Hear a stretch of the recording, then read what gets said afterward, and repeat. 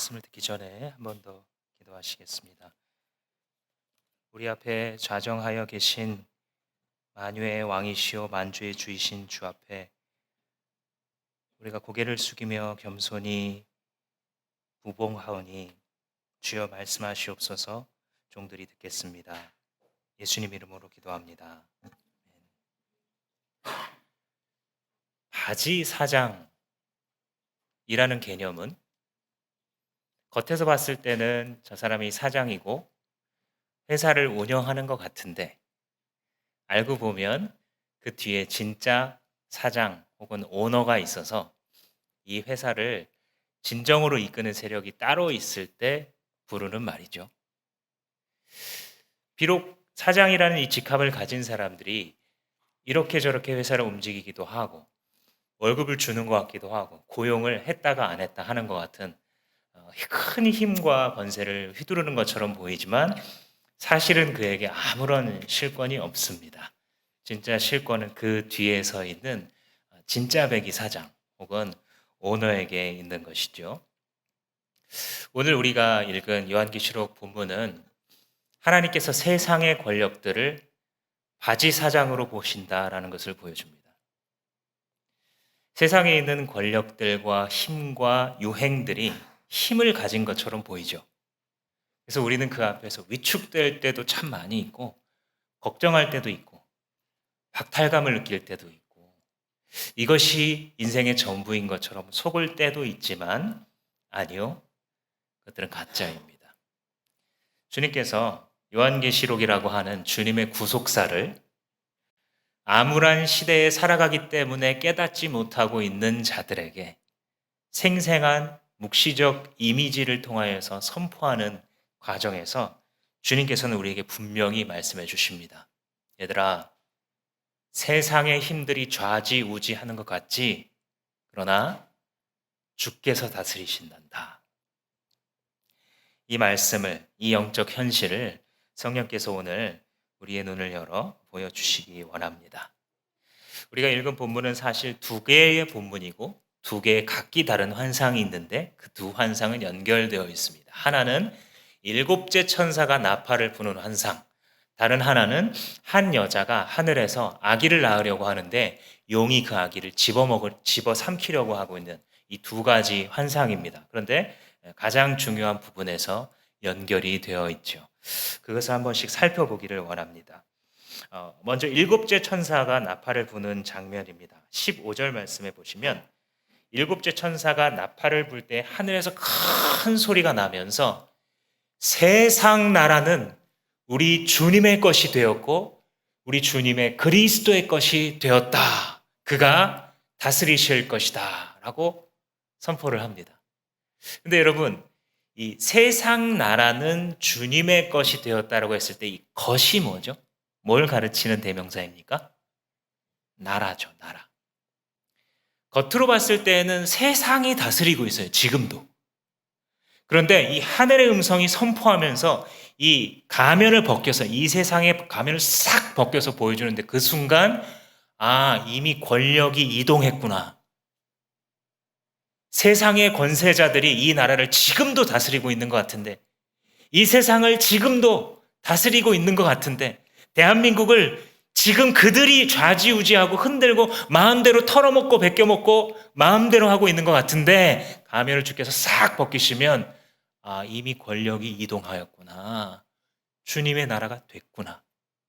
우리 그리스도의 것이 되었구나. 라고 하늘의 음성이 선포를 하자 그 앞에 서 있었던 24장로가 거기에 화답을 하면서 외치는 이런 장면입니다.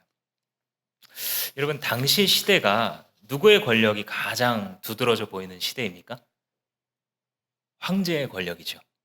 지난번에 말씀드렸죠. 도미티아누스 같은 황제는 자기 스스로를 신격화하여서 신들 중에서도 상위 신으로 높인 이 관을 쓰도록 했다 말씀을 드렸는데, 반모섬에 갇혀 있는 이 차디찬 감옥 바닥에 있는 요한은 이 하나님의 계시를 외치고 있어요. 얘들아, 로마 황제가 다스리는 것 같지? 얘들아, 지금 이 세상을 미국과 중국이 이 이전에 냉전 시대 때 미소가 서로 나눠 먹으려고 했었던 것처럼 지금 미국과 중국이 열강을 다스리는 것 같지, 많은 나라를 다스리는 것 같지. 그런데 아니야.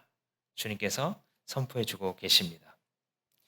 근데 이 선포가 필요했던 이유, 이 묵시적 선포라 그랬죠. 요한계시록이란 것은 많은 상징과 비유를 사용하기 때문에 문자적으로만 해석하면 안 되고 상징의 의미를 성경이 세워놓은 논리 법칙을 따라서 대입해서 읽어야 정확한 뜻을 읽을 수 있다.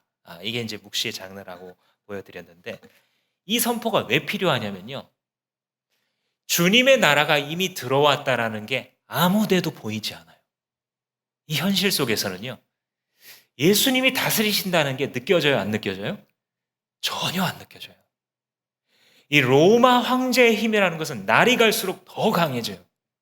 이 세상의 발톱이라는 것은 날이 갈수록 더 매섭고 더 차가워요. 이 냉혹한 현실이라는 것은 내가 주님을 믿었는데 주님의 나라를 믿지 않는 것이 아닌데 육신의 눈으로는 도저히 보이지 않아요. 그러니까 묵시적 선포가 뚫고 나오는 거예요. 이 선포가 없고서는 이 당시를 살아가고 있었던 초대 크리스천들이 아무 데서도 세상 왕이 아니라 하나님이 다스리신다는 사실의 증거를 발견하기가 어려울 만큼 차갑고 암흑과도 같은 현실이었기 때문이에요. 얘들아, 너희들이 지금 이 세상을 살아가고 있을 때에 너무나 답답하고 너무 고생하지. 세상의 권력과 힘이라는 것은 날이 갈수록 더 공고하고 확고해지는 것 같지. 그러나 얘들아, 하나님의 시간표는 사람의 생각과 달라.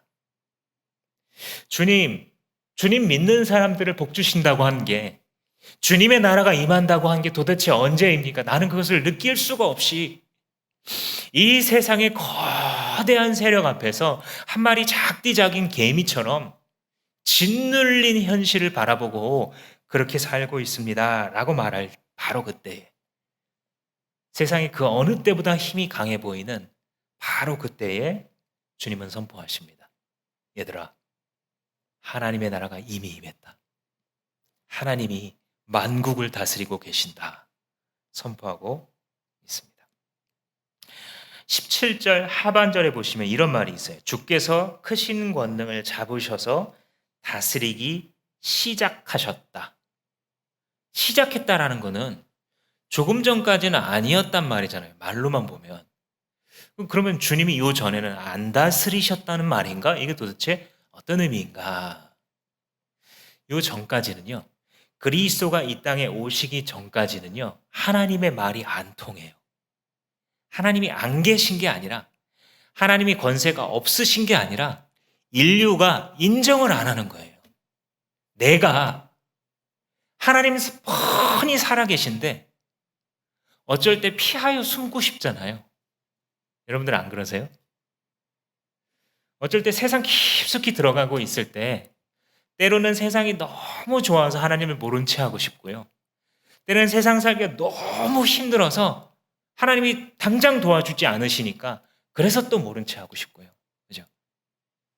그렇기 때문에 하나님이 권세가 없으셔서가 아니라 하나님을 인정하지 않는 인류에 의해서 인류가 다스림을 받지 않고 있는 거예요. 그래서 마치 권세자이신데 권세자가 아닌 것처럼 보여지는 이 안타까운 상황이 벌어지고 있는 거죠. 그런데 이게 뭘로 게임이 바뀌기 시작했어요? 게임 체인지가 뭘로 이루어져요? 그리스도께서 오심으로써. 첫 번째 성탄절에 주께서 이 땅 가운데 인간의 몸을 입고 내려오사 이 땅을 누리려고 오신 것이 아니라 섬기려고 오신 우리 대장. 인생을 살아가는 목적 자체가 사역하려고, 남을 섬기고 자기 인생을 주려고. 그래서 그 대장을 따르는 졸개들이, 그 예수의 제자들이 같은 인생의 목적을 살게 하시려고 이 땅 가운데 내려오신 예수가 오심으로 게임이 역전된 거예요. 어떻게 해요? 영접하는 자, 곧 그 이름을 믿는 자들에게는 하나님의 자녀가 되는 권세를 주셨으니. 많은 사람들은요, 여전히 부인해요, 하나님을. 여전히 하나님 없는 것처럼 살아가요. 수많은 바리새인들이 성경을 그렇게 읽었으면서도 그 성경의 저자이신 분이 이 땅 가운데 내려와서 눈앞에 계시는데도 모른 척해요. 그런데 소수의 사람들은 어떤 은혜를 입었어요? 그분을 영접합니다. 그분을 영접해요. 그분을 왕으로서 받아들이니까 어떤 일이 벌어지냐면 무시했던 그 하나님이 다시 눈에 보이고 주여 당신이 나를 다시 살리셨으니 나를 거듭나게 하셨으니 이제 내 인생을 주님이 다스리소서. 실낙원했던 자들이 그 낙원을 다시 회복하는 거예요. 이미 회복된 거예요. 이미 회복된 거예요. 하나님의 나라가. 하나님의 나라, 신국, 천국은요. 예수의 오심과 그를 영접하심으로 이미 회복된 거예요. 왜냐하면 신국이라는 것은, 하나님의 나라라는 것은 하나님의 말이 순종되는 나라거든요. 따먹지 마. 그래도 따먹으면 그게 이제 신국이 아닌 거예요. 그죠? 실낙원하는 삶이에요, 그 삶이. 그런데 주님이 그렇다 그러면 그런 줄로 알고, 주님의 말씀이 너 그거 아니야 그러면 아닌 줄로 알고, 그렇게 인생 사는 게 뭐예요? 신국 통치가 이루어지고 있는 거예요. 일제 최하에 있었던 우리나라가 자기의 언어, 자기의 복식, 자기의 관습대로 살아가지 않고 전혀 낯설었던 우리의 고유 것이 아닌 것들을 강요받았을 때에 시간이 흐르고 나면 우리가 원래 황국의 신민인 것처럼 살아가는 사람들도 생기고 거기에 더 충성하라고 외치는 이 매국노들도 생겨나기 마련이어서 그게 영원할 것 같지만 아닌 거예요.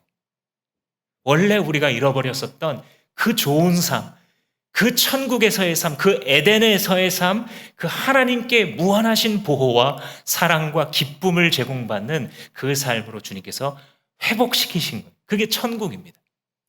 그래서 이 영접한 자들 속에 다시 하나님의 말이 통하고 하나님의 말씀이 순종되기 시작해서 거기에 있는 곳에는 하나님이 권세를 다시 잡으신 것처럼 보이는 거죠. 그게 이 표현입니다. 그가 큰 권세를 잡으사 세상을 다스리기 시작하셨다. 시작했다는 말은 아직 끝이 안 왔다는 거죠. 따라서 우리가 여러 번 정리했던 것처럼 하나님의 나라는 예수 믿는 자들의 공동체 속으로, 즉 교회 속으로 이미 임했어요. 하나님의 나라. 그죠? 그러나 그 하나님의 나라가 어떤 오류도 죄악도 우리를 넘어뜨리는 유혹도 다시는 들어올 수 없는 그 완성은 아직 오지 않았어요. 그렇죠? 그래서 이게 중요하다 그랬죠. 이미 임했으나 아직 완성은 오지 않은, already but not yet. 하나님의 나라가 이미 우리 안에 들어왔으나 아직 완성되지 않은 이 시기를 우리가 살아가고 있다. 그것이 교회의 존재 양식이다. 이렇게 지금 우리의 삶을 바라보는 게 성경이 우리에게 말해주는 세계관입니다. 여러분, 자기의 인생의 위치를 잘 잡으시기 바랍니다. 자기가 지금 어떤 위치를 하나님의 역사 속에서 살아가는지 까먹으면요, 유혹당할 게 너무 많고요, 사기당할 게 너무 많아요.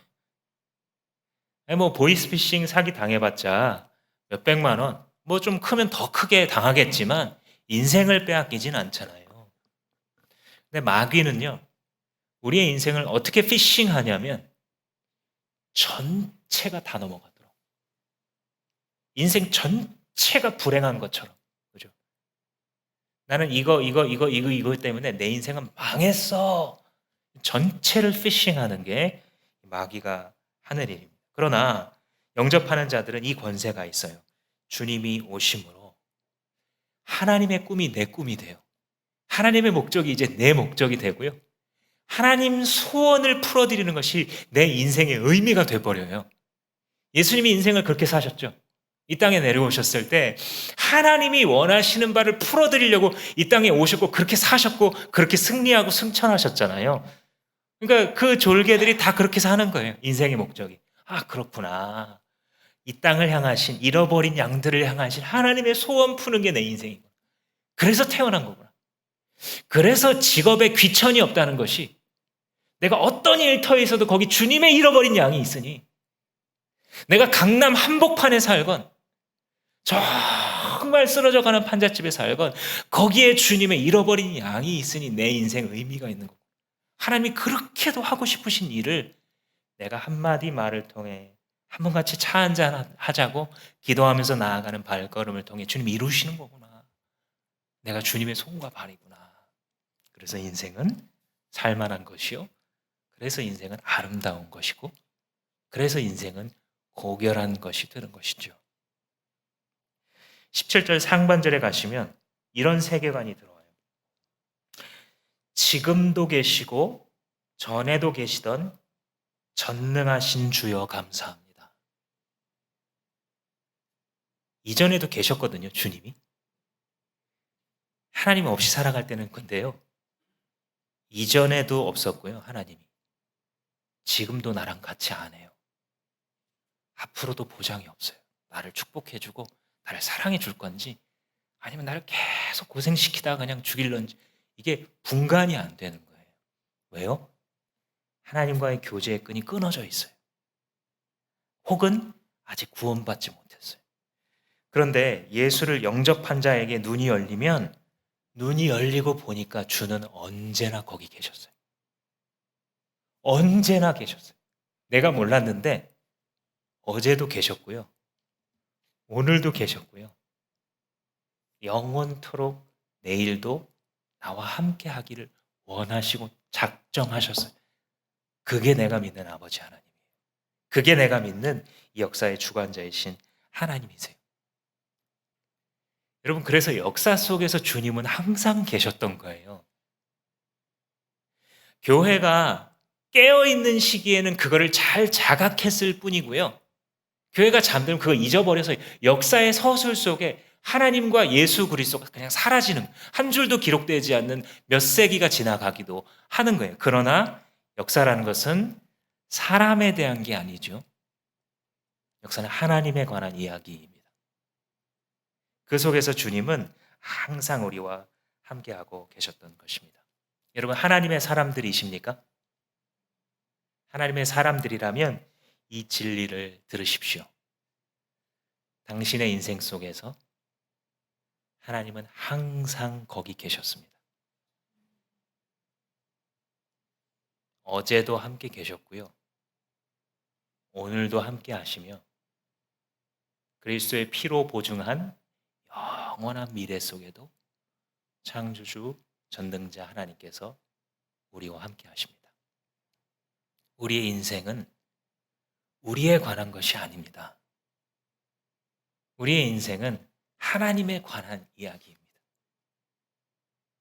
그냥 욕망 덩어리에 불과한 이 죄인을 주님이 어떻게 기억하시고 버리지 않으셨는지, 어떻게 나에게 마땅한 그냥 지옥 불구덩이에 가도록 내버려 두지 않으시고 어떻게 나를 불러 세우셨고, 어떻게 그 하나님의 사람들의 눈물과 기도를 통하여 나를 다시 설득하여 세우시고, 어떻게 그 복음을 들었을 때 내 마음의 문이 열리게 하시며, 심판이 한때 마땅했던 자에게 하나님의 나라의 보좌에 앉는 하나님의 아들, 딸의 권세와 특권을 주시는지에 관한 이야기, 그게 역사입니다. 그래서 역사를 일컬어서 기독교 세계관 속에서는 구속 역사다, 이런 말을 씁니다. 줄여서 구속사, Salvation History. 주님께서 잃어버린 인류를 구속해 가시는 이야기, 그게 바로 구속사이고, 인류와 우주에 존재하는 모든 만유를 전체를 덮는 가장 큰 메타 내러티브, 우리의 모든 이야기와 우주의 모든 이야기와 세상의 모든 이야기 전체를 덮고 있는 가장 큰 이야기, 그 이야기가 히스토리, 하나님의 이야기입니다. 그렇기 때문에 여러분, 우리가 지금 세례 교육을 받고 계신 성도들이 있는데, 세례나 혹은 이 자녀가 성장해서 입교를 하게 될 때에 그냥 이렇게 물을 뿌리는 것 자체가 중요한 것도 아니고, 이 물을 뿌렸기 때문에 그에게 구원이 임하는 것도 아니죠. 반드시 확인하는 것이 무엇이냐면, 당신이 예수 그리스도를 구원자요 인생의 주인으로 받아들였습니까를 확인해요. 가장 중요합니다. 왜냐하면 교회를 그냥 다녔지만 예수님을 믿는다고 하지만 잘못 알아들어서 예수를 믿는다는 것이 나를 사랑한다는 분이 저기 계셔서 와셔서 나한테 축복을 더 플러스로 곱절로 따따블로 주신다고 하니까 그게 그냥 좋아서 예수를 믿는다고 생각했던, 그러나 세례교육을 따라 성경을 읽어보면 다르거든요. 회개하라, 천국이 가까워하느니라. 그 아들을 붙잡지 않으면 길에서 망하리라. 이게 성경의 메시지거든요.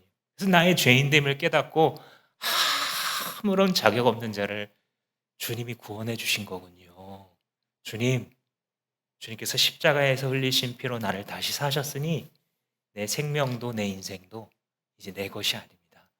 주님 것이니 주님이 쓰십시오. 한때 줄에 묶여서 어디도 가지 못하고 제자리를 맴돌고 있었던 1년 된 당나귀와 같이 내 인생의 제자리 다람쥐 쳇바퀴 돌듯 돌아가던 그 인생에서 주가 쓰시겠다 하고 풀어서 주님께로 가져가는 것처럼 우리를 그렇게 부르셨기 때문에 주님, 내가 그 주님께 나의 구주요 나의 주인으로 영접하고 모십니다 라고 하는 진심된 고백이 있어야 그가 세례 신자가 되는 것이죠. 여러분, 요한계시록을 읽어가시다 보시면 하루하루 굉장히 헷갈리기도 하실 거고 굉장히 흥미롭기도 하실 텐데, 제가 그래서 이 큐티책 앞부분에 있는 걸 읽어보시면 좀 도움이 된다 그랬죠. 그 중에서 7개의 인봉을 떼시는 게 있잖아요. 그래서 이 책에서 인봉을 어린 양 예수께서 하나씩 띄실 때마다 무슨 일이 막 벌어져요. 7개가 다 끝나고 나면 7번째 거를 딱 뛸 때에 7번째 거의 징조가 뭐냐면 그 다음 7개 시리즈예요. 그게 바로 나팔 시리즈. 나팔을 7번 쭉 불어요. 마지막 7번째 나팔을 불면 그 다음 시리즈가 시작되죠. 7개의 대접을 쏟아붓는 쭉 진행이 되는데, 가만히 들여다보시면 공통점이 있어요. 전부 심판에 관한 얘기예요. 이 7322, 21개의 징조가 전부 하나님께 이 구속사를 끝으로 이끌어 가시면서 아직 그들에게 마땅한 영원한 심판이 주어지지 않은, 그것이 유예된 자들에게 이제 하나님께서 정하신 때가 끝을 감에 따라 징조를 보여주시고 결국 모든 것을 멸하시고 심판하시는 그 종말을 향해서 가고 있거든요. 그래서 이 인을 하나씩 뗄 때마다 막 사람이 계속 죽고, 나팔을 불 때마다 이 사단이 막 공격을 해서 누가 죽고 막 이런 일이 계속해서 벌어요. 대접을 쏟을 때마다 어디가 아프고 사람이 계속 이런 얘기가 펼쳐져요. 그리고 그 중간에 하나님의 사람들이 일어나서 하나님을 막 찬양합니다. 그리고 나서 맨 마지막에 결국 결론은 뭐냐면 만국을 다스리시는 만주의 주여 당신께 찬송과 권세와 영광을 돌려드립니다. 이렇게 계속해서 반복이 돼요. 그런데 동일 반복이 아니에요. 도형으로 말해보자면 원을 계속 도는 게 아니에요. 같은 동심원을 계속 도는 게 아니라 나선형으로 돌아 들어가요. 그래서 나선을 따라 반복을 하고 있어요. 방향성이 있는 거예요. 나사의 선을 보면 이렇게 원을 그리면서 점점 좁아져서 하나의 포인트를 향해서 가잖아요. 마치 이 요한계시록에 있는 구속사를 바라보는 관점이 하나의 하나님의 목적, 저 끝을 향해서 동일한 테마를 반복하는 것 같은데 그 끝을 향해서 막 갑니다. 교향곡이 1악장에서 바바바바바바바바바바바바바바 첫 번째 테마, 제일 테마를 말해준 다음에 그걸 변주해가지고 단조로 부르기도 하고 뭐 빠르기를 다르게 하기도 하고 변화를 주면서 결국은 결론을 향해 가서 다시 동일 테마가 반복하는, 이거와 비슷한 면이 있어요. 그러니까 하나님께서 아직 심판이 없어서 하나님도 믿지 않고 하나님의 심판도 믿지 않는 이 세상을 향해서 때가 오고 있다, 때가 오고 있다, 하나님의 때가 얼마 남지 않았다 말하면서 경고를 듣고 주께로 돌이키는 자들은 계속해서 구원받고 흰옷 입은 자들이 되고, 그것을 계속 한 번, 두 번, 세 번 경고를 계속 하시는데 이걸 받아들이지 않고 복음의 자기를 화합하지 않는 자들은 결국은 심판하는 쪽에 딱 서게 되죠. 그래서 마지막 정점이 딱 찍혔을 때에 하나님의 나라가 완성되고 모든 구원받은 인류가 나와 주님의 심판은 공의로우시도다 외치게 되는 것이죠. 그런데 여러분, 이 스토리를 세상은 좋아할까요? 여러분들이 예수 그리스도를 인격적으로 알기 전에 이 스토리를 들었을 때 기분 좋으셨나요? 기분이 나쁘셨나요? 18절 말씀이 그거예요. 문 민족이 이것에 뭐 했다고요? 분개하였으니. 운전을 하다 보면 평상시 아주 유순한 분인데 도로 위에 나가면 이분이 그분 맞나 싶은 경우가 있어요. 이 로드 레이지라 그러죠. 도로에서 하다 보면 누구도 내 앞에 있어서는 안 돼. 하고 운전을 하는 알다가도 모를. 근데 그 분노가 의미가 있는 분노인가요? 정말 행복해지나요? 그렇게 분노를 해서 운전을 하면 아무것도 얻을 게 없는 분노잖아요. 그런 분노예요. 문민족의 분노. 하나님의 복음의 이야기를 들었을 때 끝까지 거절하는 사람들. 하나님께서 이 세상을 통치하시고 내 인생을 통치하신다는 사실이 기쁨과 감사와 영광스럽게 받아들여지는 것이 아니라 아직 주 예수를 모시지 않았기 때문에 거부감이 생기는 거예요.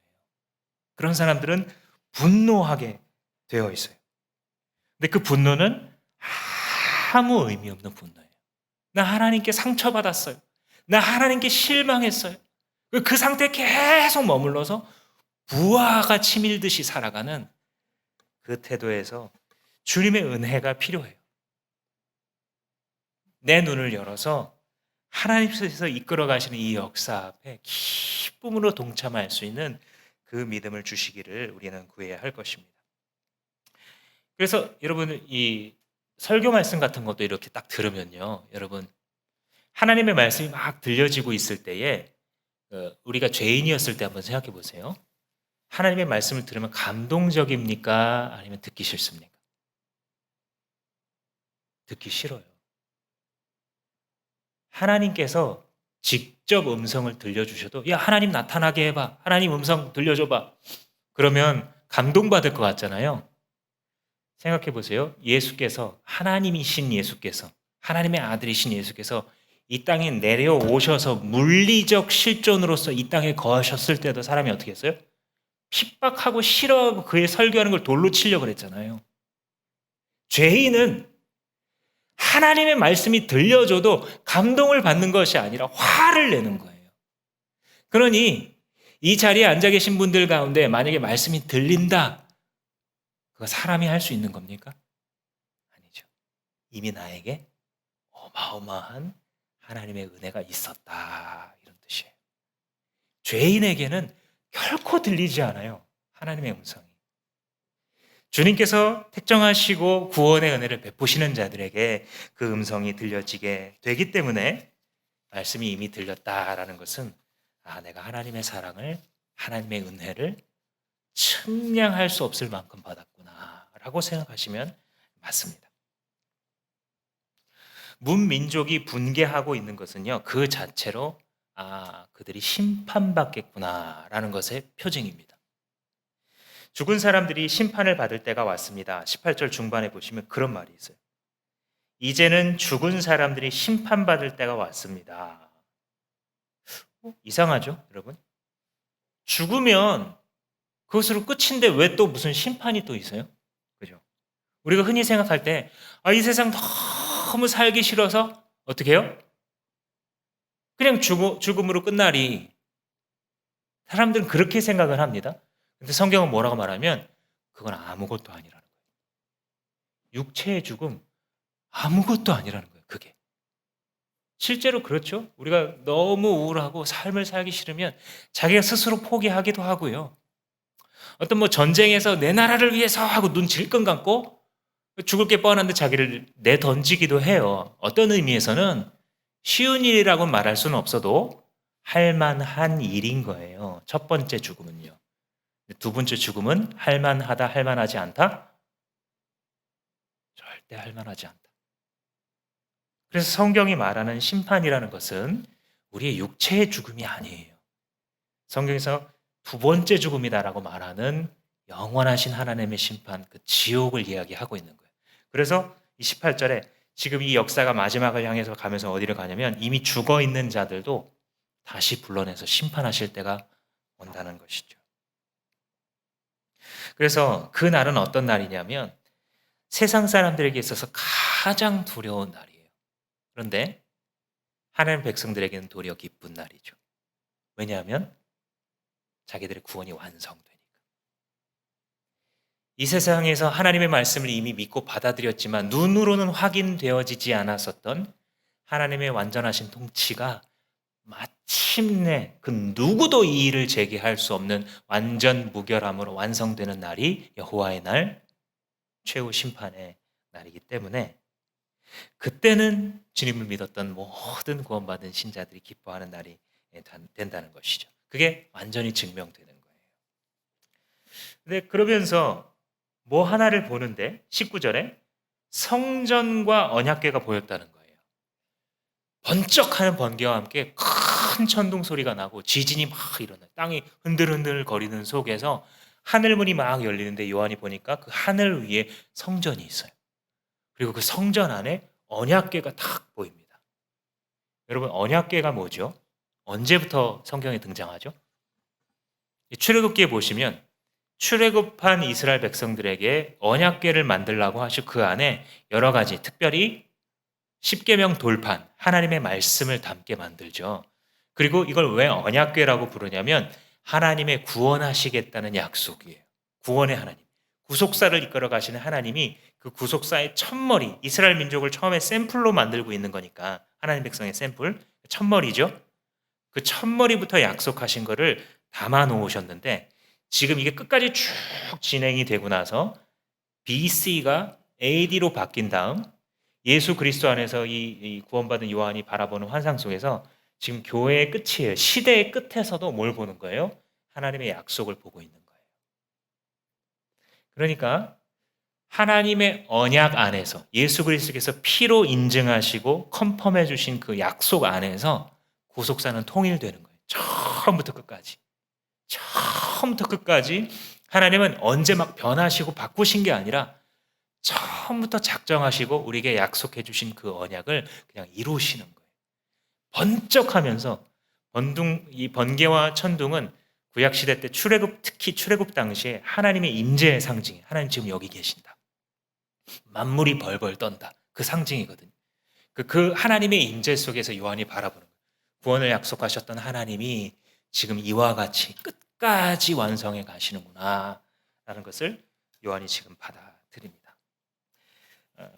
요게 이제 둘째 이야기랑 관련이 있어요. 이 배경을 알면 이 둘째 이야기가 좀 더 잘 이해가 되는데 둘째 이야기는 간단합니다. 한 여자를 용이 괴롭히고 아기를 집어삼키려고 하는 그런 스토리인데 당연히 상징이겠죠. 이걸 상징으로 안 보면 혹자의 해석들과 같이 마지막 때에 어떤 대전쟁이 일어나서 뭐 용과 뭐가 싸우면서 이런 이제 이야기를 하게 되는데 그게 아니라 현재의 이야기, 현재의 이야기. 12장 1절 말씀해 보시면 한 여자가 해를 둘러 걸치고 달을 그 발밑에 밟고 12별이 박힌 면류관, 그러니까 해, 달, 별을 걸치고 입고 쓰고 있는 한 여인, 그러니까 굉장히 고귀한 신분이다 이런 게 이제 나타나지죠. 근데 해, 달, 별이 뭐냐? 창세기로 거슬러 올라가면 요셉이 꿈을 꾸는데 자기가 이렇게 있는데 해와 달과 별이 하나, 둘, 셋, 넷, 세 보니까 11개의 별이에요. 그 해와 달과 별이 자기에게 이렇게 절을 하는 환상을 요셉이 딱 봅니다. 이게 뭐냐면 해, 달은 아버지와 어머니, 그리고 별들은 자기 형님들이에요. 그러니까 자기 가족 전부가 자기한테 절하는 환상을 봤죠. 나중에 이게 어떻게 성취됩니까? 실제로 애굽의 총리가 된 요셉을 알아보지 못한 가족들이 그 앞에 와서 우리에게 제발 식량을 달라고 절하잖아요.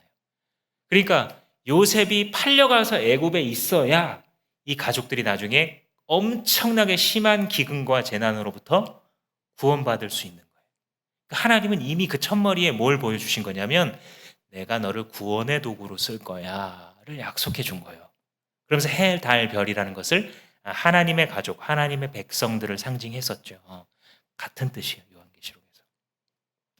이 여인은 바로 신구약 공동체를 전부를 관할하는, 전부를 관통하는 하나님의 백성 공동체를 말하는 거예요. 구약 시대 때는 하나님의 백성들이라고 불렀고 교회 시대, 예수님 신약 시대 때는 교회다라고 불렀던 그 하나님의 구원을 받은 의인들의 공동체가 바로 여인으로 의인화되어서 보여지고 있는 거예요. 근데 이게 뭐예요?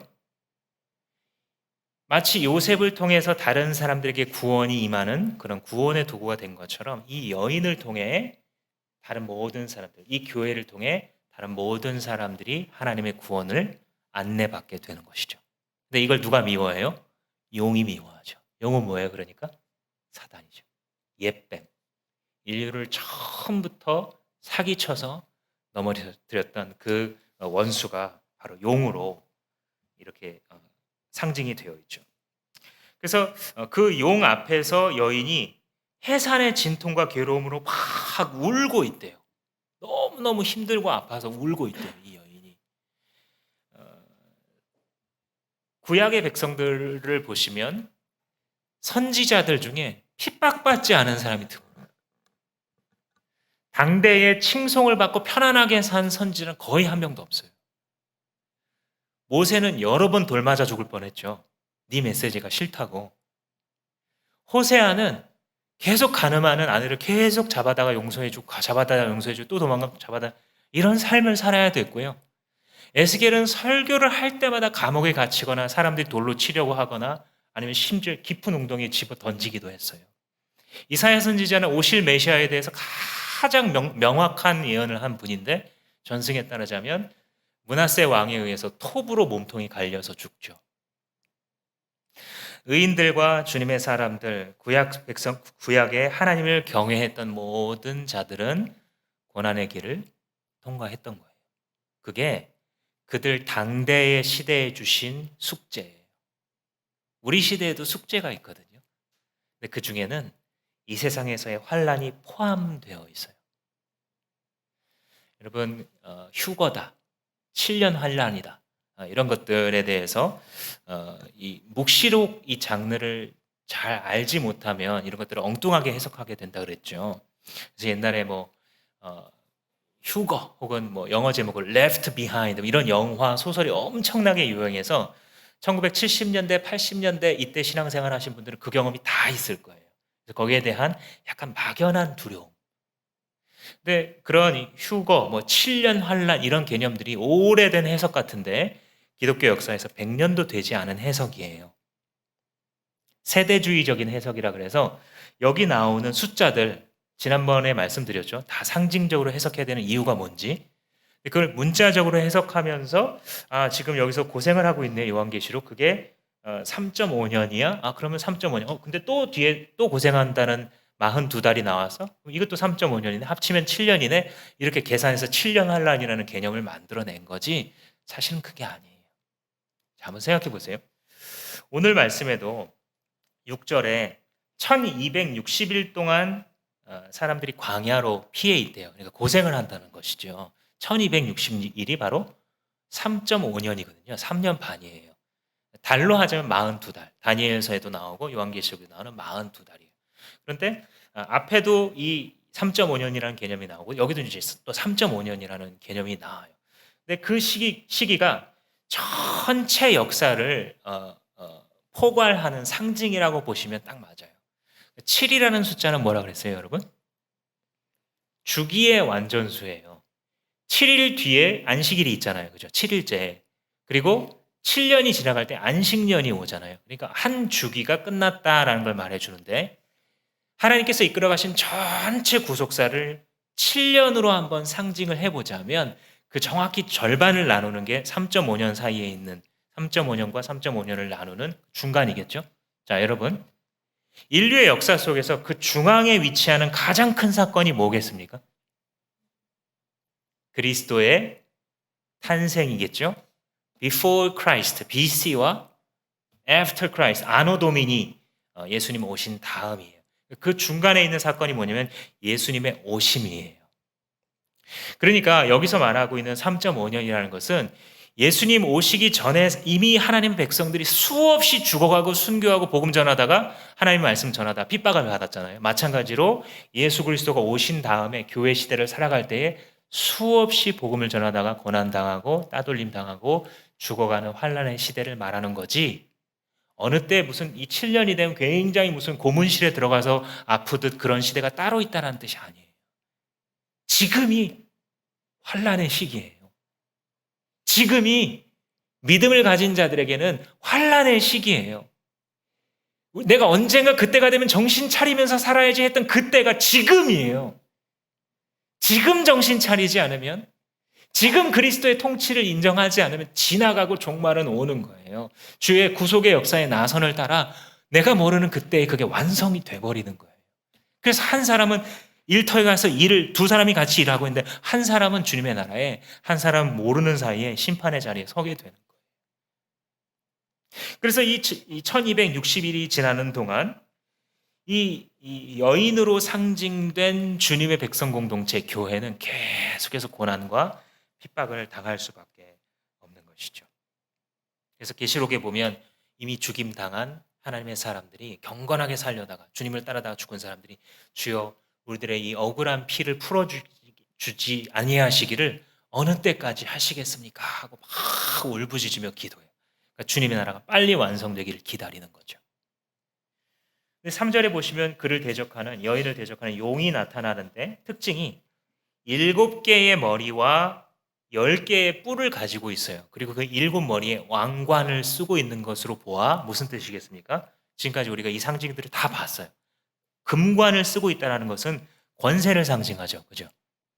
그러니까 대단한 권세를 갖고 있는 거예요. 7개라는 것은 엄청난 권세를 갖고 있다. 이 용이. 뿔이라는 것은 항상 구원의 뿔 이런 데도 사용되는 것처럼 힘을 얘기해요. 힘. 10개의 뿔이 달렸다는 것은 상당히 큰 힘을 갖고 있는 존재다라는 것을 알 수 있어요. 그래서 이 본문에서 10뿔을 가진 이 용이 자기 꼬리에 있는 권세를 이용해서 별 3분의 1을 확 휘감아가지고 땅에다 집어 던집니다. 우리가 이미 본 것처럼 별은 무슨 상징이에요? 하나님의 백성들의 상징이었죠. 그죠? 하나님의 백성들의 상당수를 거의 죽음에 이를 만치 이 고생에 이르도록 핍박하고 괴롭힐 수 있을 정도의 권세를 받은, 무제한의 권세는 아닙니다. 그러나 상당히 가공할 권세를 가지고 있는 존재가 바로 이 용으로 상징화되고 있는 사단입니다. 예수 그리스도께서 태어나셨을 때 이미 그를 죽이고자 했었던 바로 그 사단이 이렇게 교회를 괴롭힌다는 것이죠.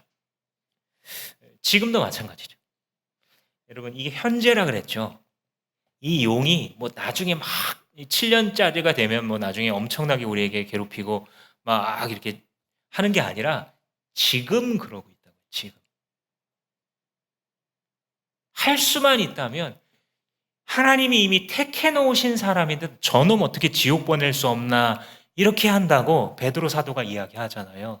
이 말씀을 들으면 한때 굉장히 경건했던 분이 너무 어이없이 쓰러지는 장면이 이해가 되죠. 그죠?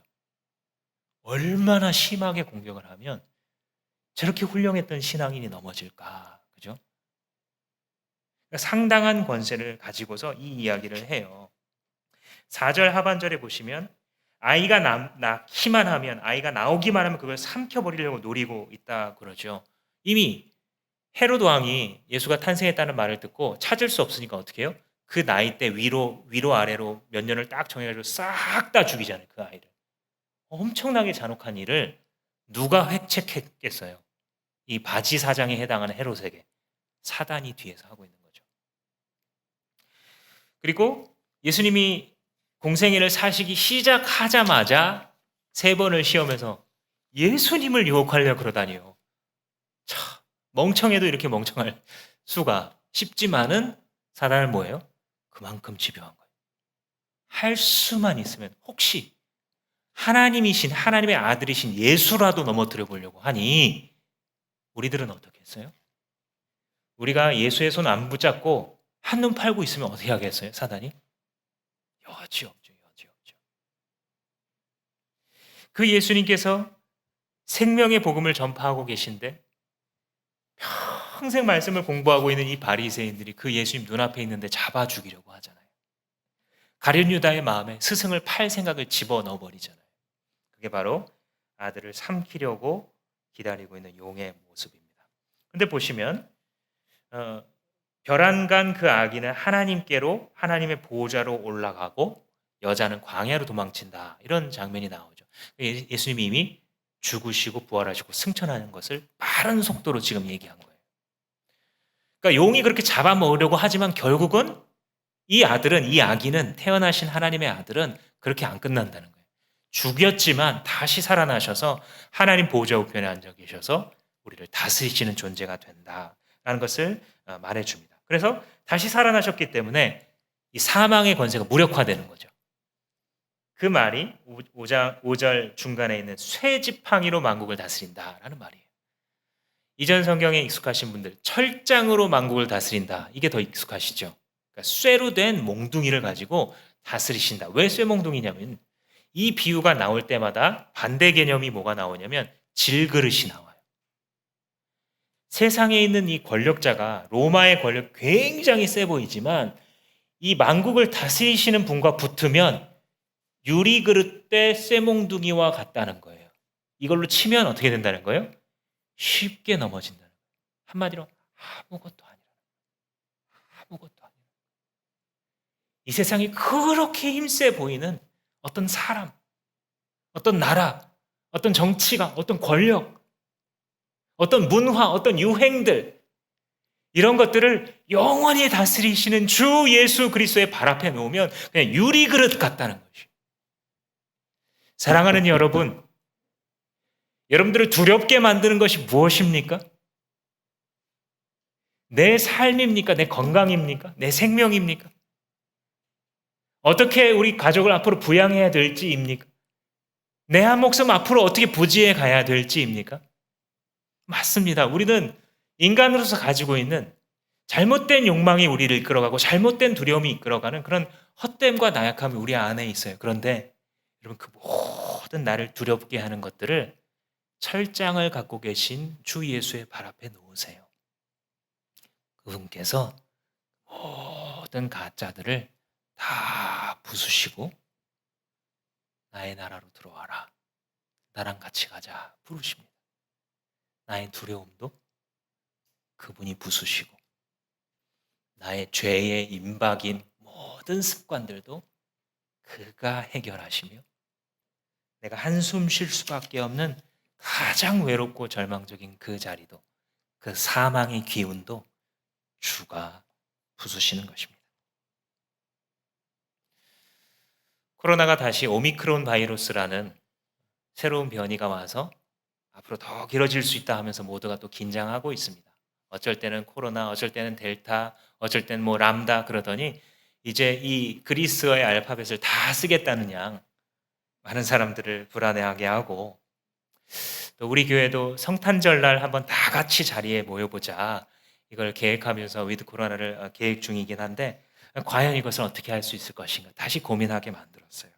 그런데요, 여러분 우리가 그리스도 앞에 무릎 꿇으면 이 세상 살아가면서 만나는 이름만 바꿔서 나타나는 알파, 베타, 감마, 델타, 입실론 뭐가 됐든 간에 그것이 돈이 됐든 건강이 됐든 나의 생명이 됐든 간에 그리스도의 발 앞에 아무것도 아님을 믿으시고 그분 앞에만 굴복하시기 바랍니다. 세상의 바지 사장 같은 존재들에게 굴복하여 나의 인생의 시간들을 다 쓰는 것이 아니라 정말 굴복할 가치가 있는 분, 그분 한 분께만 내 생명을 맡기시고 이 인생을 담대하게 살아가십시오. 교회는, 이 거룩한 여인은 이 땅에서 비록 환난을 당하고 사단의 공격을 받으나 결국은 만국을 철장으로 다스리시는 그리스도에 의해 정복되고 달라지게 될 것입니다. 기도하시겠습니다. 이 시간 상상 속에서 여러분 한 가지를 한번 결심해 보시기 바랍니다. 한 손에는 철장을 들고 계셔서 죄와 사망과 어둠의 권세를 부수시는 주께서 다른 한 손으로는 피 흘리신 못자국난 그 손으로 나를 안아주고 계심을 믿으십시오. 그럴 때에 나를 안으시는 주님 앞에 주님, 내가 가장 두려워했던 권세가 바로 이것입니다. 이걸 주님 앞에 이제 내놓고 살기로 내가 결단합니다 라고 하는 믿음의 결단의 기도를 올려드립니다.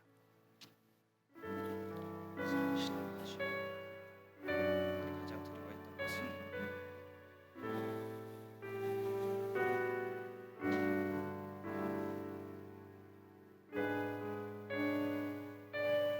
아버지, 주님 시간에 주 책임지시고 주의 정착을 부수주시고 주님 구원하소서.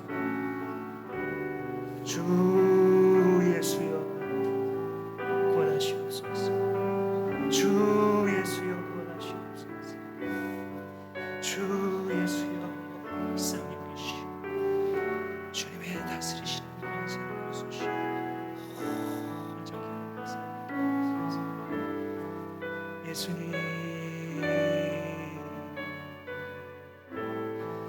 예수님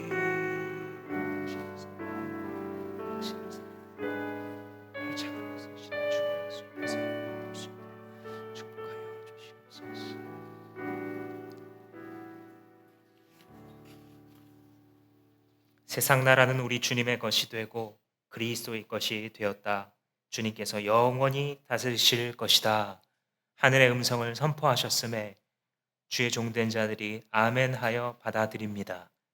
우리가 기도로 내어놓는 바지 사장같이 우리를 속이고 있었던 세상의 두려운 권세들을 주여 오셔서 주의 것으로 부수사 우리가 주님의 나라를 향하여 이 인생을 뛰어가는 것을 막는 장애물이 그 어떤 곳도 남아있지 않도록 주님 이 시간 복 내려 주시옵소서.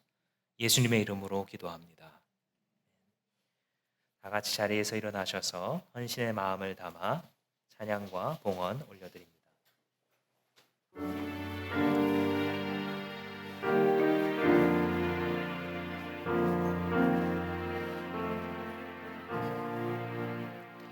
하늘